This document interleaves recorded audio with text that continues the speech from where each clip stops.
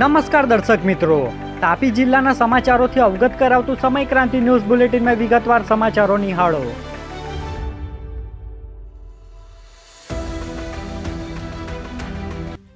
તાપી પોલીસને મળી મોટી સફળતા. 25 વર્ષ બાદ ડબલ મર્ડર કેસનો આરોપી ઝડપાયો. તાપી જિલ્લામાં વર્ષ 2000માં ડબલ મર્ડર અને લૂંટના ગુનામાં 25 વર્ષથી ફરાર આરોપીને પોલીસે ઉત્તર પ્રદેશમાંથી ઝડપી લીધો છે. વાલોડ નજીક ટ્રકના ડ્રાઈવર અને ક્લીનરની હત્યા કરી યાનની લૂંટ કરવામાં આવી હતી. અગાઉ 5 આરોપીઓ ઝડપાયા હતા, જ્યારે મુખ્ય આરોપી ગિરીશ ઉર્ફે લલ્લુ મિશ્રાને હ્યુમન ઇન્ટેલિજન્સ અને ટેકનિકલ સર્વેલન્સના આધારે પકડી પાડવામાં આવ્યો છે. કેસમાં હજુ પણ અન્ય આરોપીઓ ફરાર છે. તાપી જિલ્લામાં મતદાન જાગૃતિ માટે શિક્ષકોની સાયકલ બાઇક રેલી. તાપી જિલ્લામાં સ્થાનિક સ્વરાજ્ય ચૂંટણી પૂર્વે મતદાન જાગૃતિ માટે વ્યારામાં ઊંચામાળા પ્રાથમિક પીએમશ્રી શાળાથી અણુમાલા ટાઉનશીપ સુધી સાયકલ બાઇક રેલી યોજાઈ હતી, જેમાં જિલ્લા પ્રાથમિક શિક્ષણ અધિકારી વર્ષાબેન વસાવાએ રેલીને લીલી ઝંડી આપી હતી.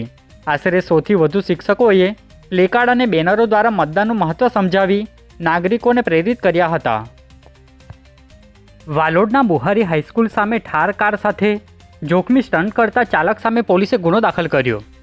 વાલોડ પોલીસ મથક ખાતેથી મળતી માહિતી મુજબ બુહારી હાઈસ્કૂલ સામેથી પસાર થતા રસ્તા પર ઠાર કારના ચાલક શિવકુમાર પટેલ દ્વારા જોખમી સ્ટન્ટ કરી ચાલુ કારે દરવાજો ખોલી સ્ટાઇલ મારતા સ્ટન્ટબાજ સામે પોલીસે લાલ આંખ કરી ગુનો દાખલ કરી કાયદેસરની કાર્યવાહી હાથ ધરી હતી. તાપી જિલ્લામાં બીજેપીનું મૌન ધરણા પ્રદર્શન. ખડગેના નિવેદનોનો વિરોધ કરવામાં આવ્યો. તાપી જિલ્લાના વ્યારામાં બીજેપી સંગઠન દ્વારા મૌન ધરણા પ્રદર્શન યોજાયું હતું, જેમાં કોંગ્રેસના રાષ્ટ્રીય અધ્યક્ષ મલ્લિકાર્જુન ખડગે દ્વારા આપવામાં આવેલા ગુજરાત વિરોધી નિવેદનના વિરોધમાં કાર્યકરો ગાંધીજીની પ્રતિમા પાસે મોઢે કાળી પટ્ટી બાંધી પ્લેકાર્ડ સાથે બેઠા હતા. પ્રદર્શન દરમિયાન કોંગ્રેસ પાર્ટીએ નિવેદન અંગે માફી માંગવાની માંગ કરવામાં આવી હતી. તાપીમાં ચૂંટણી પ્રચાર માટે મીડિયા જાહેરાતો પર નિયંત્રણ મૂકતું જાહેરનામું પ્રસિદ્ધ. તાપી જિલ્લામાં વ્યારા નગરપાલિકા તેમજ જિલ્લા અને તાલુકા પંચાયતની સામાન્ય ચૂંટણીને ધ્યાનમાં રાખીને અધિક જિલ્લા મેજિસ્ટ્રેટ આર બોરાડ દ્વારા ટીવી ચેનલો અને કેબલ પર ચૂંટણી સંબંધિત જાહેરાતો માટે નિયંત્રણ લગાવતું જાહેરનામું બહાર પાડ્યું છે. રાજ્ય ચૂંટણી આયોગના માર્ગદર્શન હેઠળ શાસક પક્ષ, રાજકીય પક્ષો અને ઉમેદવારો માટે આ નિયમ લાગુ પડશે. વ્યારાના રામકુવા ગામે સરપંચ પતિ દ્વારા ઉગ્ર બોલાચાલી કરવામાં આવતા પોલીસ મથકે લેખિત અરજી કરવામાં આવી. વ્યારા તાલુકાના રામકુવા ગામે ગ્રામજનોની મીટિંગમાં સરપંચના પતિ દ્વારા ઉગ્ર બોલાચાલી કરી અપશબ્દ બોલવામાં આવતા ફરિયાદી દિવ્યાબેન દ્વારા વ્યારા પોલીસ મથકે લેખિત અરજી આપવામાં આવી છે, જેમાં ન્યાયની આશા અને સરપંચના પતિ સામે કાર્યવાહી કરવાનો ઉલ્લેખ કરવામાં આવ્યો છે.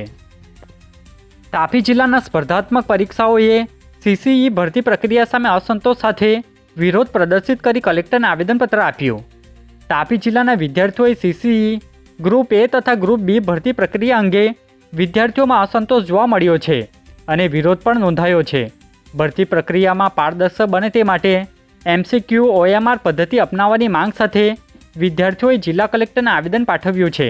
વિદ્યાર્થીઓનું કહેવું છે કે હાલની પદ્ધતિમાં સ્પષ્ટતા ન હોવાથી અસમાધાન છે, જ્યારે એમસીક્યુ ઓએમઆર પદ્ધતિથી ભરતી નિષ્પક્ષ અને વિશ્વસનીય બની શકે છે.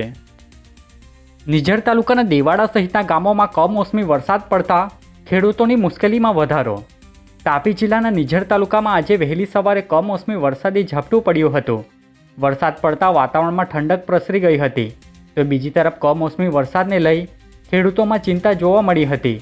ભર ઉનાળે વાતાવરણમાં પલટો આવતા વરસાદ વરસ્યો હતો, ત્યારે હવામાન વિભાગે પણ વરસાદની આગાહી વ્યક્ત કરી હતી. આજે બુલેટિનમાં બસ આટલું જ, અને સમય ક્રાંતિ ન્યૂઝ ચેનલને લાઇક, શેર, કોમેન્ટ્સ અને સબસ્ક્રાઇબ અવશ્ય કરી લેશો, જેથી કરી તમને તાપી જિલ્લાના સમાચારોની અપડેટ મળતી રહે અને મને રજા આપશો. આભાર. જય હિન્દ, જય ભારત.